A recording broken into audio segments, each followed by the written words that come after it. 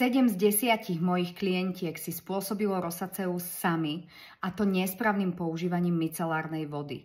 Micelárna voda totižto by sa správne mala používať tak, keď už ju chcete používať, že si dáme na vatový tampón, zotrieme pleť, ale následne pleť dočistím správnou čistiacou emúziou, ideálne krémovej konzistencie. Pokiaľ micelárna voda ostane na pokožke, ostávajú tam aj micely, ktoré sú rozpúšťadlá a tie poškodzujú kožnú bariéru.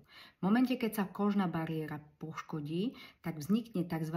Plošný zápal na pokožke a tým pádom vám vznikne rosacea. Áno, nepýtajte sa ma, prečo micelárna voda je taká trendy teraz, prečo ju ľudia odporúčajú, prečo ju ľudia používajú.